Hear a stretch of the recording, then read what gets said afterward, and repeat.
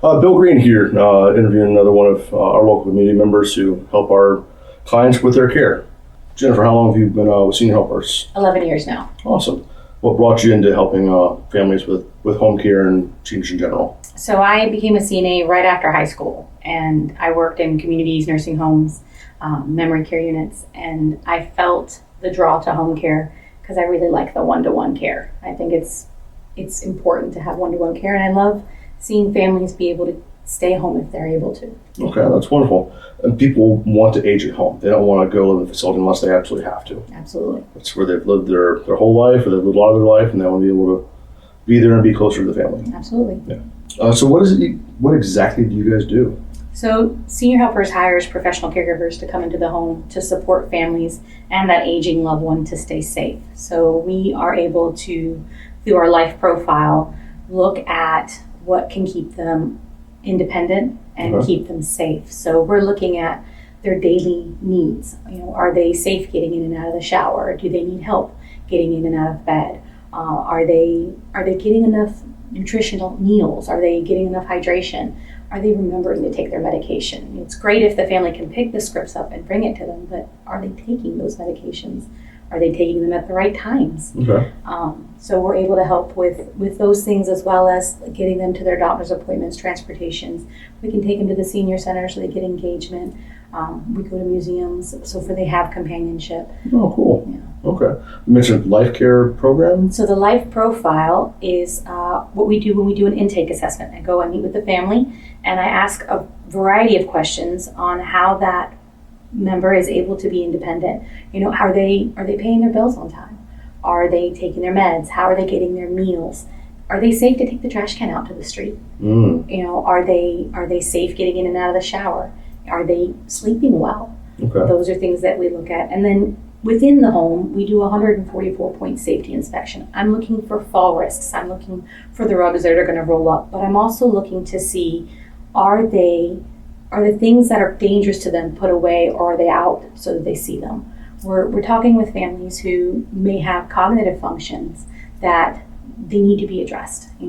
If we have someone who has Alzheimer's and dementia, they may not see that the purple bottle of Fabuloso isn't grape juice. And if it's out and it's visible and it's on the counter and they're thirsty, they may pour themselves a glass of something poisonous. Same thing with rubbing alcohol. It's clear, it looks like water. Yeah. These are things we're looking to remove from the home or to identify so the family becomes aware of it. Okay. That's interesting. I would have never thought of mislabeling a Fabuloso as a grape juice. Yeah.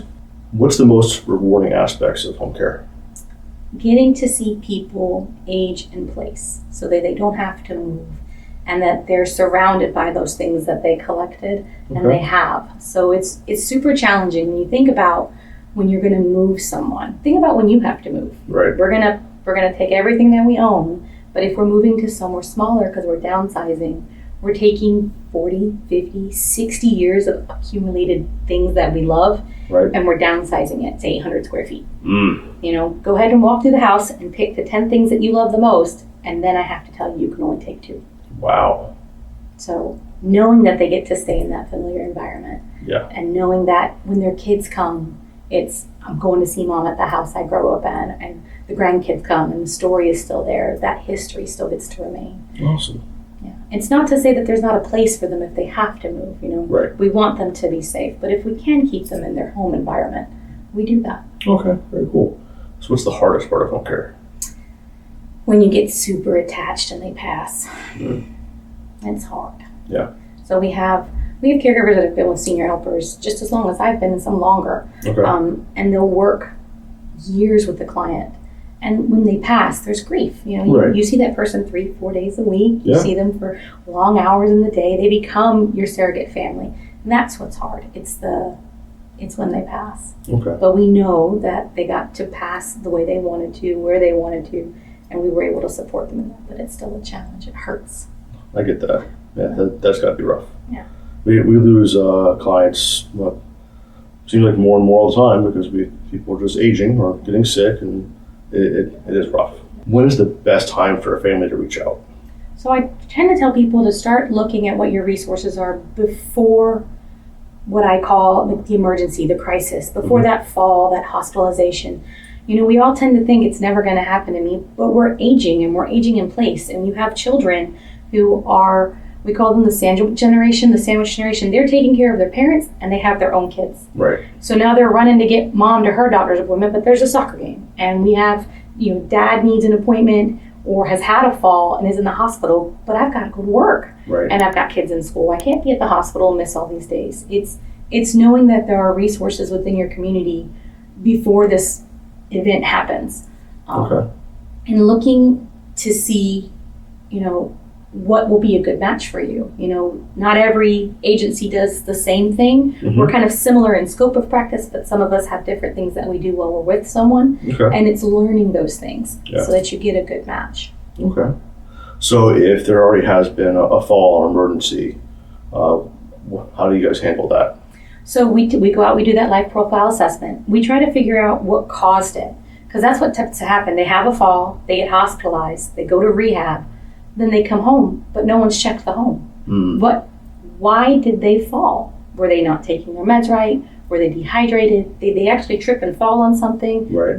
What's the cause? We've got to find the cause, because all we're going to do is be on the merry-go-round back to the hospital if we can't figure out the why. Okay. So sometimes we're investigators trying to figure out, okay, what caused this? Right. And the families, when you're in the thick of it, when you're in what I call the weeds, when you're in Yeah. the weeds, you're just trying to get them home, Right. not thinking about what bringing them home actually is going to look like. Because anyone who's been hospitalized or anyone who's been in rehab, all they're talking about is, I want to go home. Yeah. I want my own bed. I Exactly. want my own stuff. If they've got a pet, my dog, my cat, my bird, I want to go home. Right. But what does that look like? Yeah. When you go from 24/7 help at the hospital and 24/7 help at rehab Right.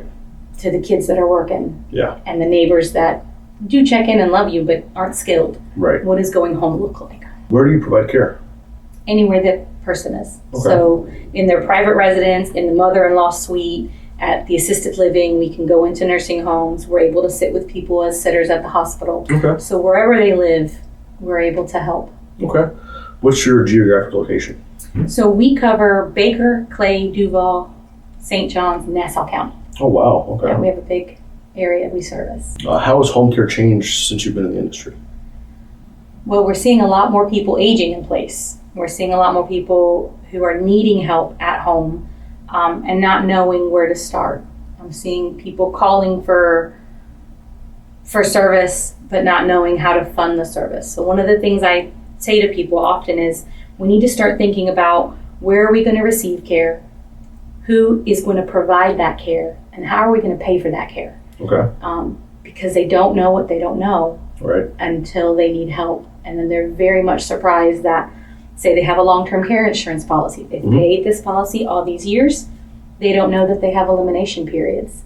So then I tell them, to activate your claim, you've got to call in and activate it. And then they call back and say, oh, they said I have a 90-day elimination period. I don't know what that means. Right. It means you have to pay 90 days of service up front before they'll reimburse you for the care that you need. Okay. And some families are very surprised by that. So I'm always telling families, if you have policies, review them Right. so that they'll know what that language looks like. So we do a fair amount of long-term care insurance, and it's almost always 9-day elimination. And from the insurance side of things, the reason we do that is a lot of people, when they need care, they will have usually gone to a rehab facility first. Right. And that rehab facility can actually count as days towards their elimination. Yes. But then if it's cognitive, well, you're right, they don't know, they're not going to a facility first, and they've got all of a sudden a big bill to pay. Right. And it's something that definitely needs to be looked at year over year, but it's kind of built in. Right. So it's something we see all the time.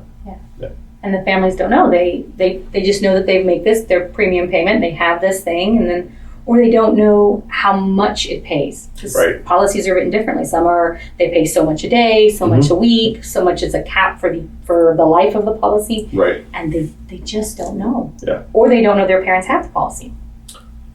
That I can see that happen a lot. They just don't know. So that's something that it's important for you guys and for us to review their long-term care insurance. Yeah. And let the family know what all they have. So they always let them know, hey, I've got life insurance. We'll let them know if you have long-term care insurance as well. Exactly. Yeah. and what that looks like. Yes. Where is it? Where's the policy? Is it in the safe Yeah. that only you have the key to?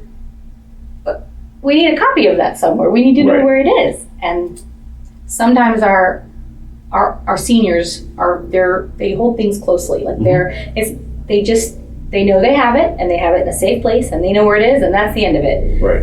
And they don't want to have the conversations. Exactly. They don't want to talk to their kids about what growing older looks like, or they don't want to talk about what the end may look like. Mhm. And these are conversations we have to be better at having. Right. And people aren't having them because they're afraid. We'll talk about it later. I don't want to talk to you about that. That's Right. not for today. That's not an issue. You don't have to worry about that. And I'm like, but we do. Yeah. Because you're going to need care, and we need to know where to start. Okay. So if someone doesn't have long-term care, how do they pay for home care? Typically, home care is private pay. Okay. It's privately funded out of your own personal money. There are a couple programs that exist within Medicare Advantage. Okay. There are a few programs. If you have a Medicare Advantage plan, you can call your plan and ask if you have home care hours available, Okay. and then they'll start the plan for you. Okay. But typically, it is private pay. Now, Okay. we do service through the VA. We're a VA provider, so veterans in the community who are registered at the VA are eligible so long as they need help with their ADLs, activities of daily living. So Okay. they're going to need help bathing, dressing, grooming, meal prep. If they have a need for that and they see a VA doctor, the VA doctor can give an authorization for care. Okay. And then that pays senior helpers directly. So on the Medicare thing, I would say don't call your insurance company. Mhm. Call your agent you signed up with, Okay. because they'll be able to help you a little more hands-on than the insurance company across the country. Oh, no, that's true. Yeah. So as long as they have an agent, they Yes. can call directly and you'll walk through the policy with them and tell them. Exactly. Are there any qualifications for the VA care? The VA care, it's just to make sure that you served. There's no date or time you had to serve. No, Okay. everybody's, as long as you served Mhm. at any point in your career. It doesn't matter if it was 2 days or 23 years of service. Okay. You just have to make sure that you're established at the VA. Okay, so it has to be established at the Yeah, VA. they Okay. have to. And frankly, that's a good idea too, because the VA gives you a few options for care. Yes, And someone takes expensive medications, sometimes they can be lower cost to get through the VA too. absolutely. So if anyone's a veteran, even if they're not currently with the VA, we always tell them at least get established.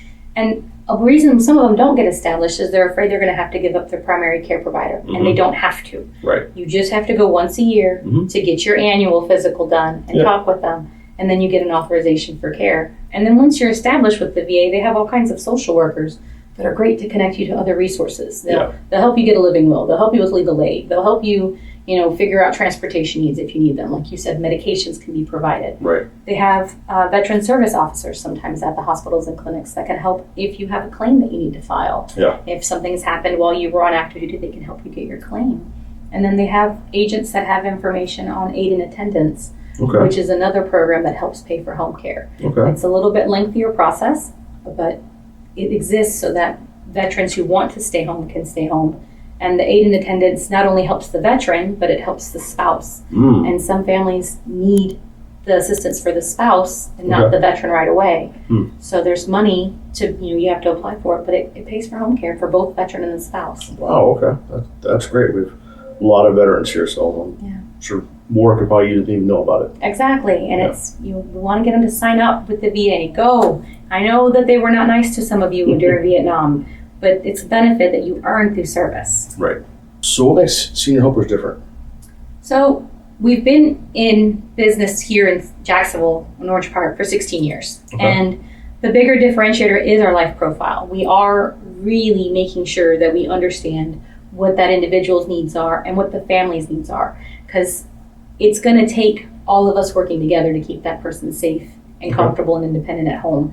So we work really closely with the families of the person who's receiving care and connecting with their providers as well. If there's something that we see in the home, we're able to let them know these are the changes and challenges they're facing so that everyone understands what the care looks like. Okay. So if someone needs or wants to reach out to you, senior helpers, what's the best way to do that? You can call directly at 904-779-5515, or you can look us up online at seniorhelpers.com/West Jacksonville. Okay. Do you have any social media? We have a Facebook account. It's Senior Helpers West Jacksonville. Okay. Awesome. Well, again, I appreciate you coming on today. Hopefully some people that out there will be able to use your services, if not now, in the future. Thanks. You're welcome.